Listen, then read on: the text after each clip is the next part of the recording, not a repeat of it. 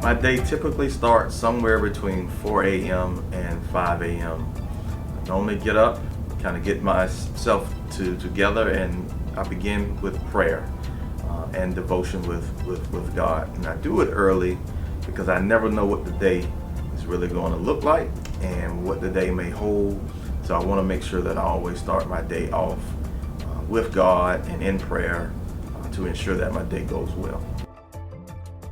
My specific morning ritual is I wake up, and once I wake up, I kind of sit there a minute, make sure I have all my faculties together, and then I immediately get up and go to my office, and I begin devotion and prayer with God.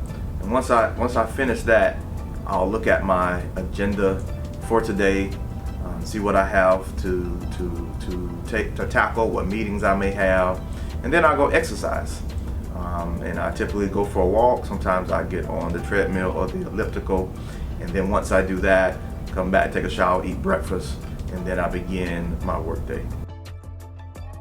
So I am a bivocational pastor, which means that I, like Paul, I make tents, right? So I have a job, likewise, in addition to pastoring. So I am an IT professional and leader. So in my kind of the corporate sector, that's what I do during the day. And then once I get off, I tend to the church's business, which is related to my call and my passion. So sermon prep is I always call it a messy process because it's never straightforward. It is a very meandering process. And so let me try to unpack that just a little bit, right? So I typically know for the year what I want to preach. But as that time comes closer to those dates, I'm praying harder about what the Lord would have me to say. And sometimes it shifts and changes from what the Lord revealed to me in prayer earlier in the year. So I have further revelation based upon what's happening within the congregation. And so typically what I will do is I will begin 2 to 3 weeks early preparing for a Sunday sermon. And I typically have somewhere between 20 and 30 hours in a sermon.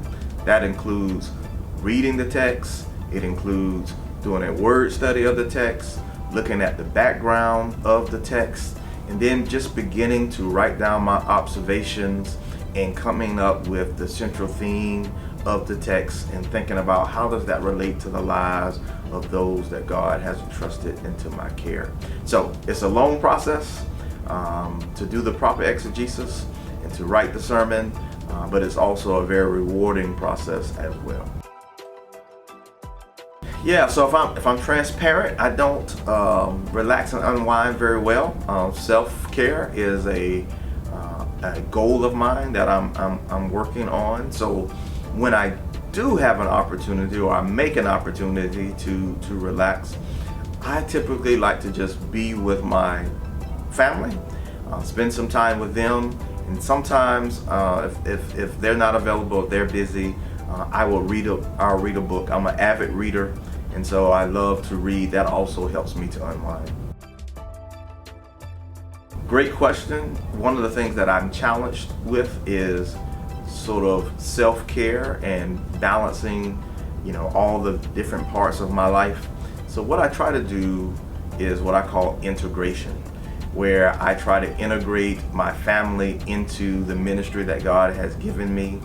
I certainly recognize a call for the pastor, a call for me is also a call for the entire family, but into different degrees, into different roles. And so I try to integrate them by talking to them about what's happening, by inviting my daughters to go on ministry trips with me that I may have and tasks that I may need to complete, so that it's not just something else Dad is doing, but we're doing it together. So that's the way that I've found so far to try to integrate the two. Balancing has been a challenge just because the demands of work, demands of family, and the demands of the church all kind of conflict from time to time. But God has a way through prayer of allowing it to all come together.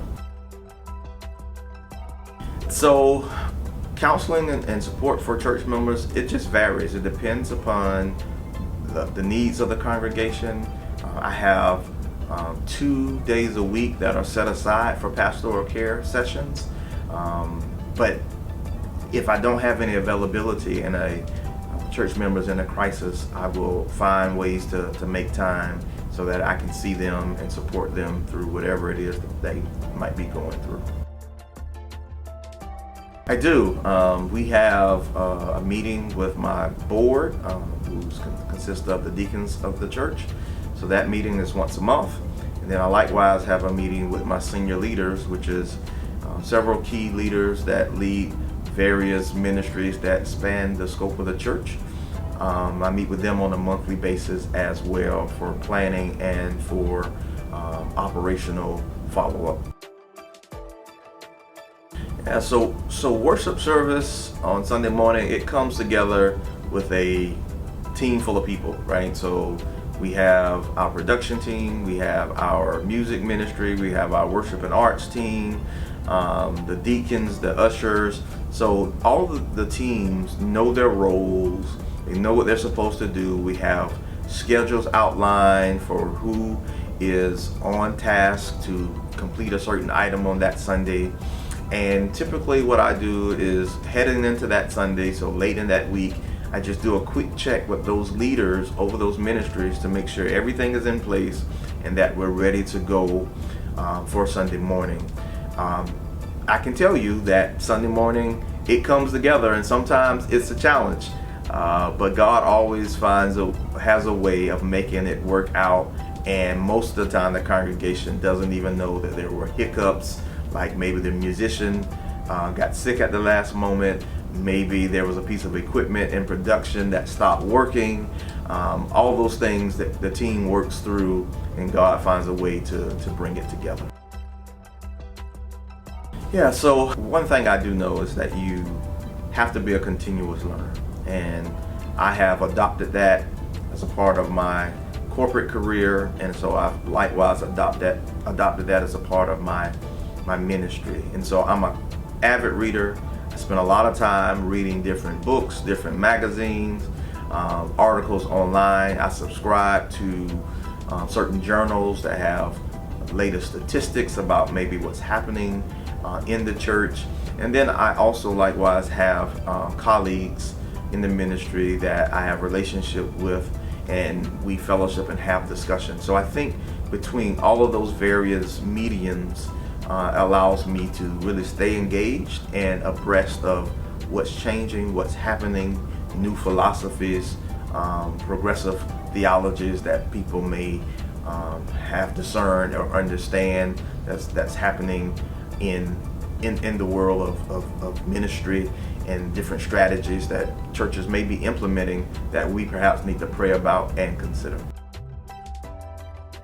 I do. When time permits, when the conferences or workshops, I feel like we're going to add value, to my ministry, such as reinforcing an area that maybe I don't have a lot of strength in, or giving me perspective about a topic that I have limited knowledge on. I engage with the congregation before the service, typically not the morning of, but during the week, right? So that looks like following up with individuals that are on our sick and shut-in list, following up with individuals that I didn't see in worship service to make sure that they are okay. During worship service, it's, one of the things I like about the African American preaching tradition is the call and response. So during the worship service, I oftentimes will observe congregants and see how they are responding to the songs that are being sung, but likewise how they're responding to the preached word as well, which tells me a lot about where they may be, struggles that they may have, and if this message that God has given me is relevant to their lives. After the fact, I tend to send people messages the Sunday after worship and Monday, just asking people a simple question: what did you get from the message on yesterday? That's a way for me to ascertain the open thoughts and how God was moving in the life of the congregation during worship service. So we have an outstanding hospitality ministry that not only greets visitors when they arrive, but likewise they follow up with those visitors when after the service, so make sure that they got what they need, they had any questions about First Mount Calvary. And then if a person chooses to become a member of First Mount Calvary, we have a orientation for those new members so that they get to know, who we are as a ministry, what our mission and vision is, and likewise, the different ministries they can get engaged in. And we have a moment where we celebrate those new members once they have completed the orientation classes, and we give them some gifts, including a Bible and some journals, so that they can engage in Bible study and taking notes, as that's going to be key, we believe, to aid in their spiritual development. As we know, the Bible says that we should study and show thyself approved.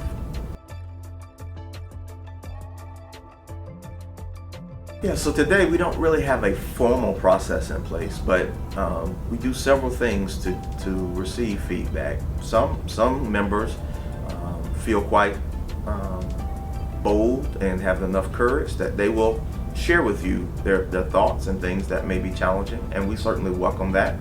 Likewise, the hospitality ministry, when they follow up with visitors, they ask the visitors what they liked about the service, what they didn't like about the service, and we use that feedback. And then when we have outreach activities, we also try to gather feedback on people's experience with First Mount Calvary. How did they experience the congregation? Did they experience the love of Jesus Christ? And if there's anything that we can change or adjust. Sometimes members even go talk to leaders of the church because they don't necessarily feel comfortable coming to talk to pastor, and that information comes back to me via one of our meetings, and we work to address those issues or challenges if we can.